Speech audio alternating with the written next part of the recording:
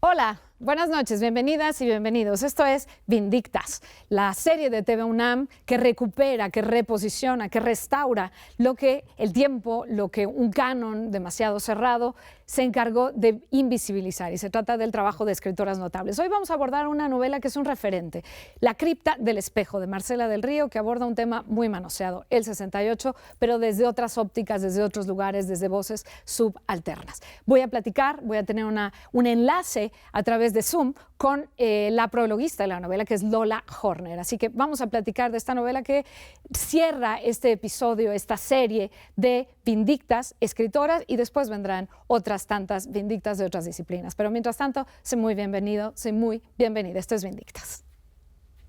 Cuando tenía 17 años tuve que ponerme a trabajar por la muerte de mi madre y no pude seguir con mis estudios. Los reanudé hasta los 52 años. Mi madre fue escritora. Nadie la conoce, evidentemente, porque los investigadores e historiadores de la literatura mexicana no se han ocupado por estudiar la literatura de las mujeres. En 1934 formó parte de un grupo que fundó el Ateneo Mexicano de Mujeres, que fue muy discutido por los hombres de la época que no estaban de acuerdo con que las mujeres participaran en la literatura. Inclusive, el esposo de una de ellas una vez la encontró escribiendo y se enojó tanto que tomó la máquina de escribir y la aventó por la ventana. Ella tenía que ocuparse del hogar y nada más. El Ateneo se reunía con el ánimo de impulsar la literatura hecha por mujeres. Se propusieron crear una editorial, una revista y una universidad. Todas las propuestas las cumplieron. Se formó la editorial, que se llamaba Nuevo Mundo. Se formó la revista Ideas, que duró 12 años, es decir, más que la del Ateneo de los hombres. Y también la universidad, en donde yo comencé a estudiar la secundaria. Creo que el rescate de la obra de mujeres que ahora está impulsando la UNAM es muy importante. Creo que es una de las tareas más importantes para los investigadores.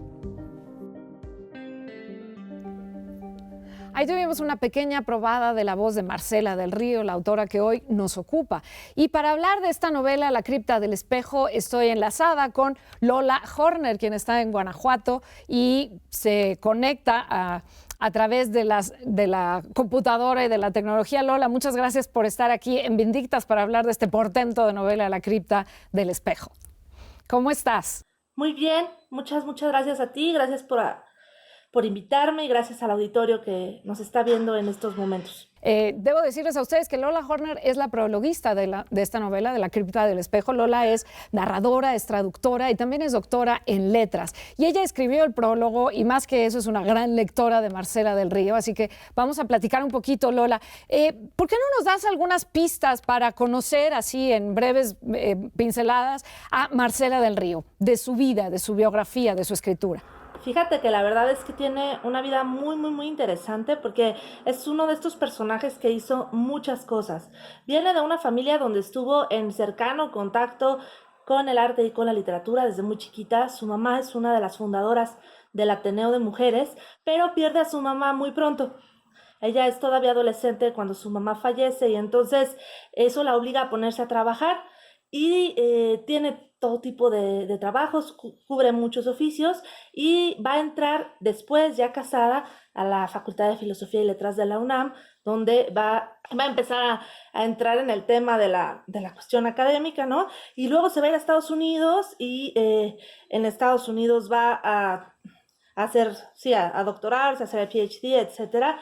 Y todo, mientras dura, digamos, todo este periplo vital, ella va a escribir, ¿no? Ella durante algunos años va a ser agregada cultural en la embajada de el país que entonces se llamaba Checoslovaquia, ¿no? Que ahora es la República Checa. Y esa experiencia va a marcar de tal manera digamos, su psique, su proceso creativo, que va a escribir una novela a partir de ahí, y esta novela es La cripta del espejo, que es justo de la que vamos a hablar el día de hoy. Exacto. Vamos a escuchar una primera intervención de lectura de Tania Edo. Nos lee un fragmentito de la novela en la voz de uno de los personajes, y en este caso es Federico, este diplomático, hombre de familia, padre, líder, pero que tiene, pues, por supuesto, sus bemoles. Así que vamos a escuchar esta lectura por parte de Tania Edo y regresamos, Lola. Federico se levanta dando por terminada la conversación. Echa una última mirada al jardín, como si se despidiera de él y del sol y de los pájaros, y se mete a la casa seguido por Marta.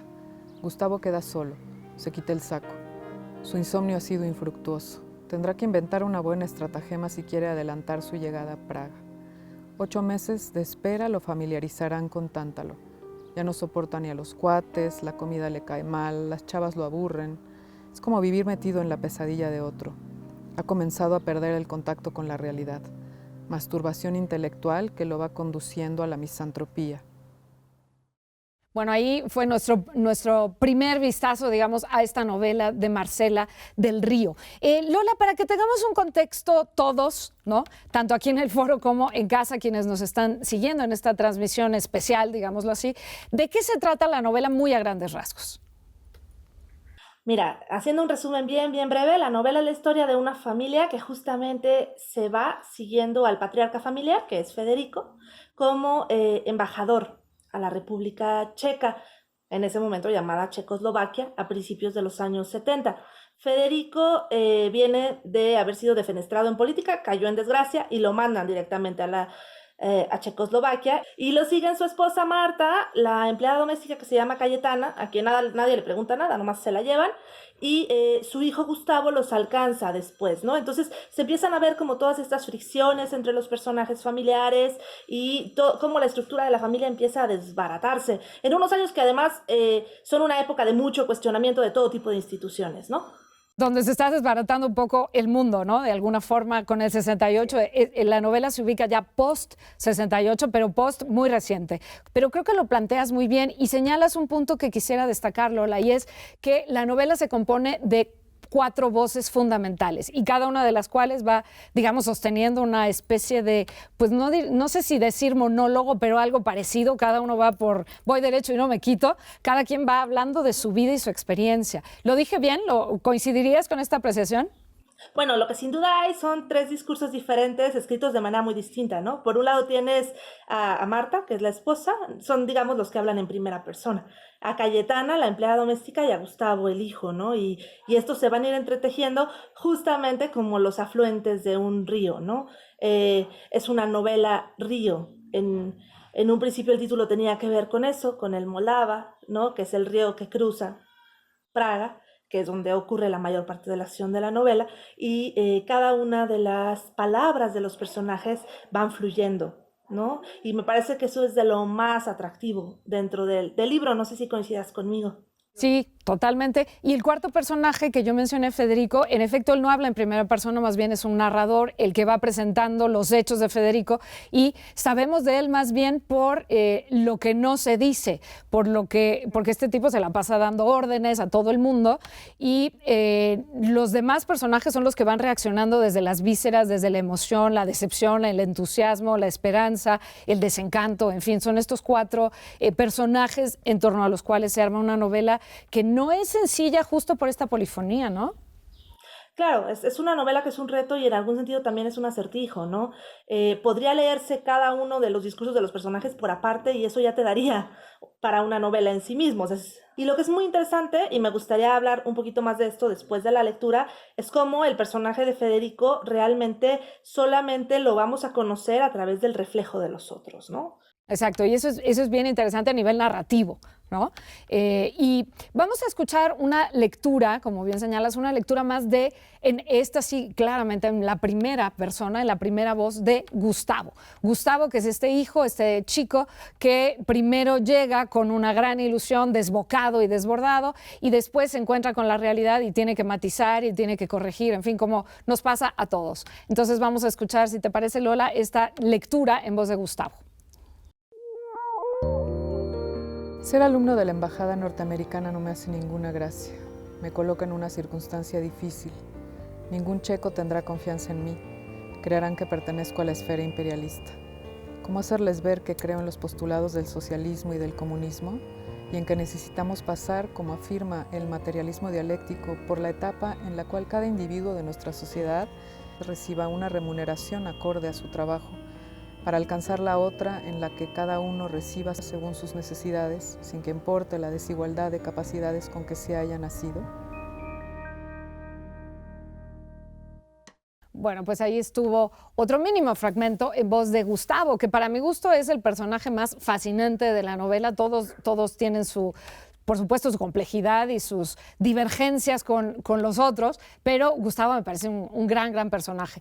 Pero Lola, platícanos un poco cómo ves tú el tema del 68 en la novela, porque es súper interesante el planteamiento que hace. No es el típico 68 que estamos acostumbrados a conocer, a leer. En fin, son otras voces. ¿Cómo lo sientes tú esto?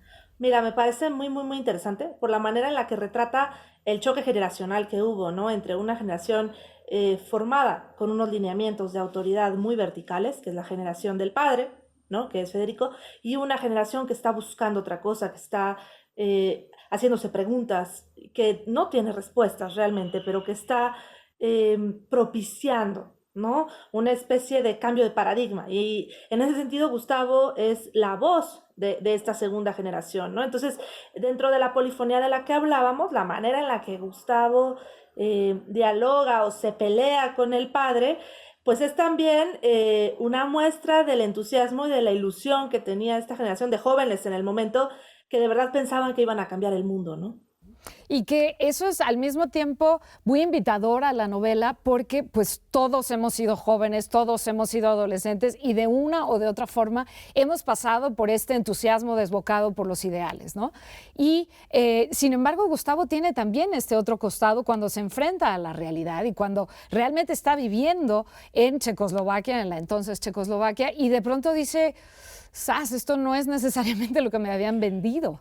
Claro, y eso es interesantísimo, Julia, porque realmente el personaje da este viraje donde él tiene todas estas ideas de izquierda, se considera a sí mismo comunista, en algún punto lo dice, y cuando tiene que alcanzar a sus padres, cuando se va con ellos y empieza a confrontar, digamos, su realidad, la realidad que él tenía en su cabeza sobre este sistema político, con lo que ocurre a pie de calle, entonces de verdad le viene toda una crisis identitaria que creo que no está tan explorada, digamos, en otros productos literarios, ¿no? De nuestra literatura mexicana, hablando de este tema en concreto. Y eso me parece muy sabroso de leer en la novela.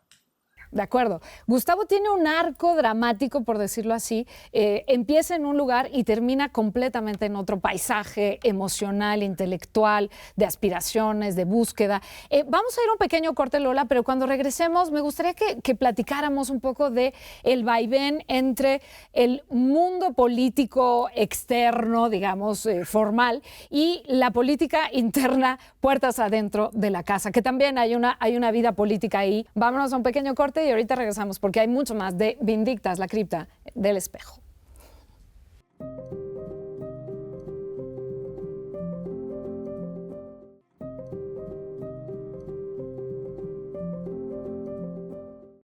Pues seguimos aquí en Vindictas hablando de esta novela Río en todas sus acepciones, porque la escribió Marcela del Río, porque la novela se estructura en apartados que son cataratas, torbellinos, desembocadura, todo lo que tiene que ver con río, y también porque los personajes son ríos, cada uno siguiendo su propio camino. Lola, el 68, la política de puertas adentro, la política dentro de casa, estas crisis que se viven en uno y en otro polos, ¿qué nos puedes comentar al respecto? Es una manera en la cual la autora digamos que nos mete tras bambalinas, y eso me parece también bien interesante, donde vemos las decisiones de la política en macro, ¿no? Las cuestiones históricas, lo que está ocurriendo con un país que, en este caso, Checoslovaquia, que está padeciendo, digamos, una especie de desconfiguración de un régimen político. Por otro lado, la política de dentro, ¿no? La política cotidiana, cómo Federico representa este sistema obsoleto, que está sí, que se está agrietando, ¿no? Que va de salida, y cómo gobierna con mano de hierro a esta familia, ¿no? Y estas cuestiones de micropolítica que se ven muy claramente en el texto. Claro. Y está también el caso de Cayetana, que es la asistenta doméstica, la persona que les ayuda en casa, que lo mencionaste tú al principio. No la consideran ni le preguntan, como si fuera un objeto, una taza que mueves de un lugar al otro, le dicen, nos vamos a ir a Checoslovaquia.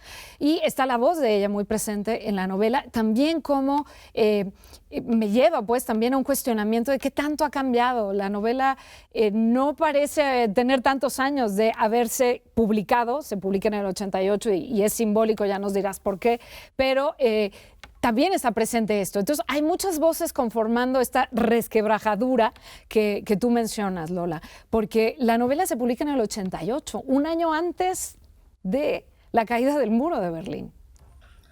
Claro, y es inevitable pensar en cómo esta grieta se volvió abismo, de alguna manera, ¿no? Esta grieta que la novela anticipa se convierte en un abismo, y si los personajes al final de la novela no pueden volver a ser los mismos, bueno, pues es que las personas que atravesaron por ese periodo histórico se vieron inevitablemente transformadas también, ¿no? Por estos eventos.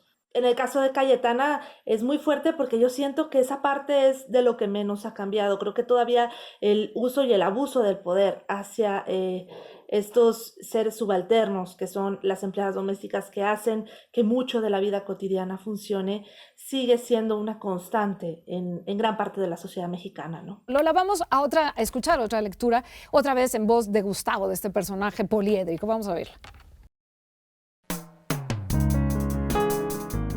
Me siento preso en mi edad de hoy. Quisiera que los años saltaran como caballos de ajedrez.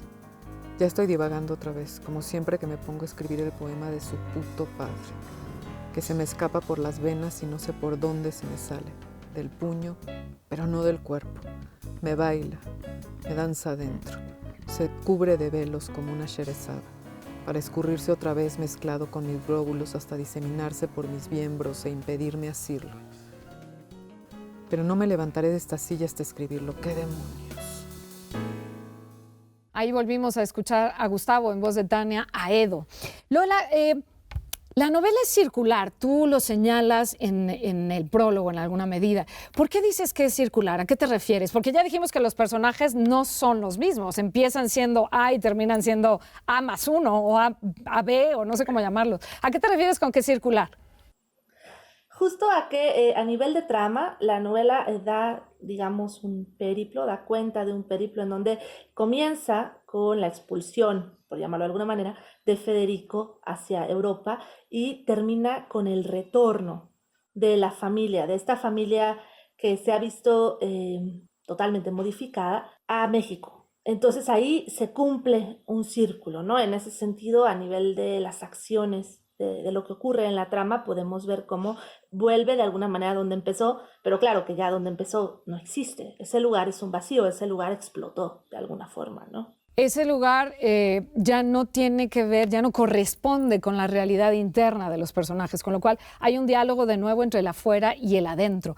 Quizá el que más brutalmente cambió sea Gustavo, pero también los demás personajes. Cayetana no es la misma, Marta, la esposa, que está siempre como en un muy claro segundo plano, el propio Federico, todos ellos se han movido, se han cuestionado a sí mismos por su propia autorreflexión o por la espejeada que le dan los otros.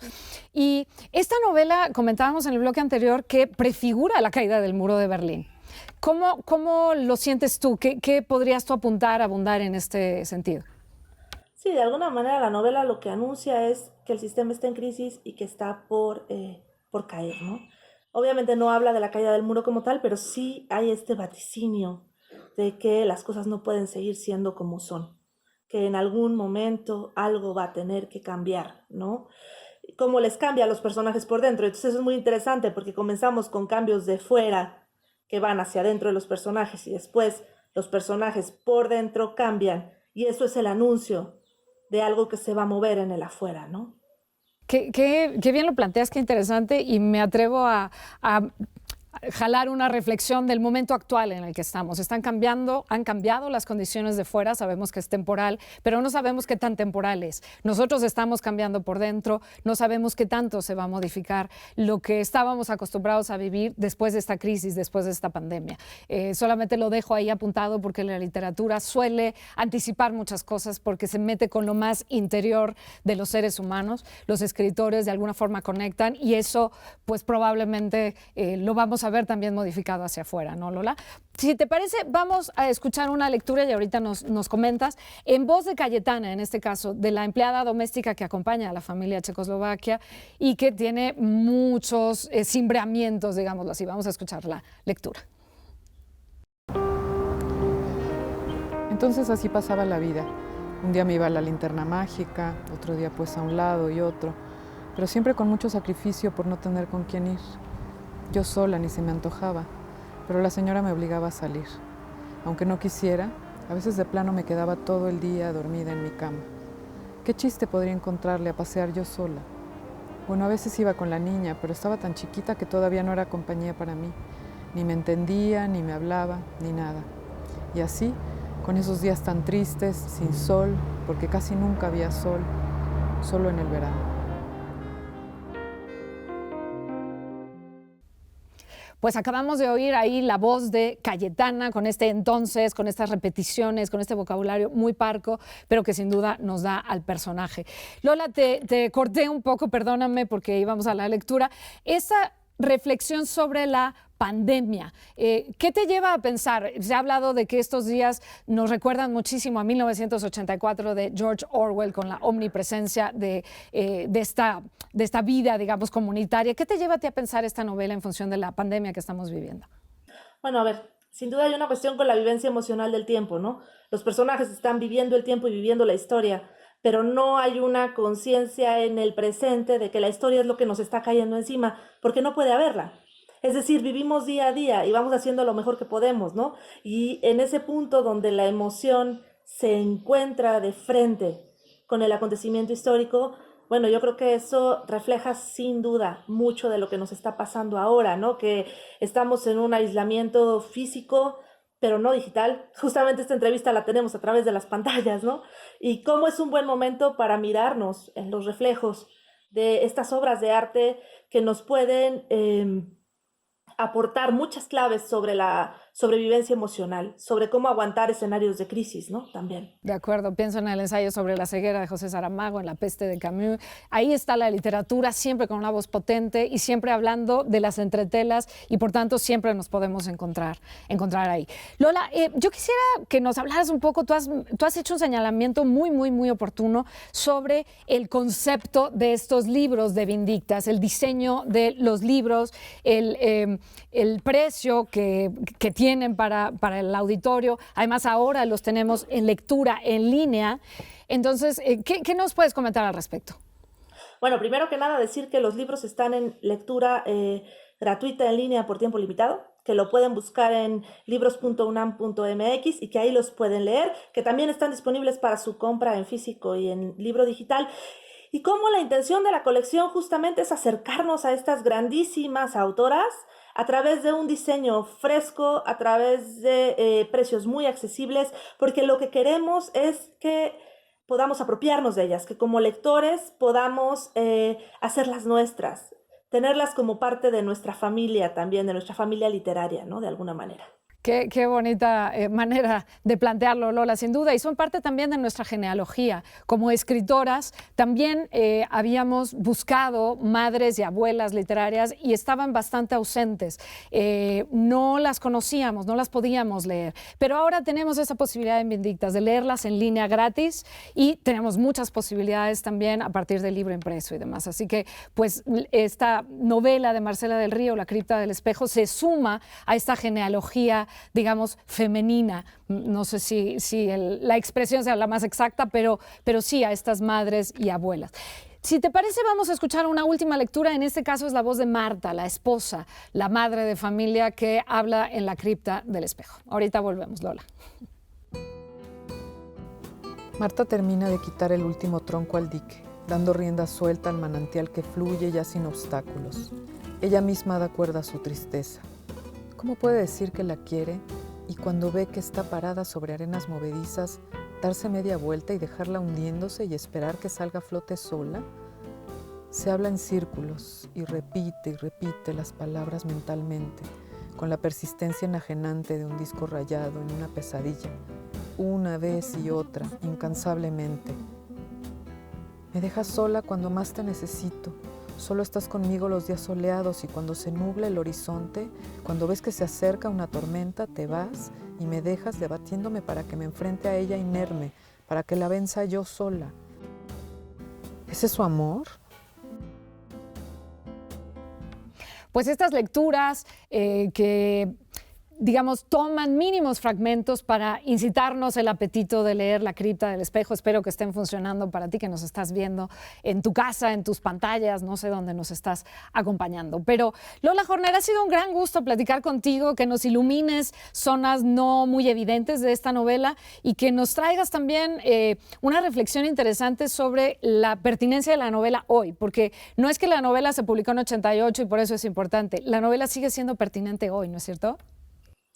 Sin duda todavía creo yo que es un documento que nos toca y que además, como te decía, nos ayuda a entender muchas otras cosas de nuestro pasado reciente, ¿no? Lola Horner, muchas gracias hasta donde estás, hasta tu pantalla. Muchísimas gracias por sumarte a esta transmisión especial en contingencia, pero la literatura nos sigue dando razones y motivos para vivir, ¿no?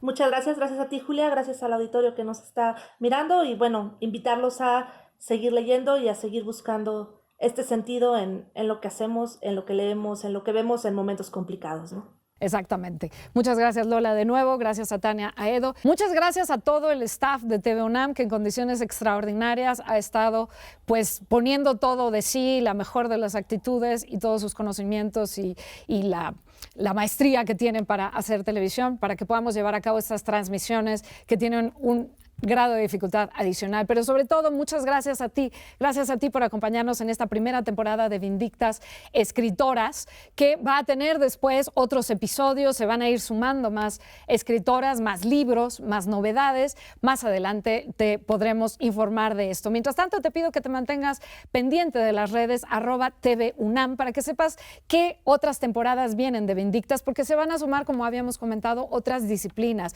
artes escénicas, artes plásticas, música, teatro, en fin, filosofía, historia, muchas disciplinas en las que también hay que visibilizar el trabajo hecho por mujeres que fueron olvidadas, que fueron silenciadas. Así que esto ha sido Vindictas Escritoras en su primera temporada. Muchas gracias por hacerlo posible, gracias a que tú estás ahí, nosotros estamos de este lado. Así que esperamos acompañarte muy pronto con más Vindictas de otras disciplinas y también más Vindictas Escritoras. Mientras tanto, cuídate mucho, mantente en casa y nos vemos muy pronto aquí por TV UNAM.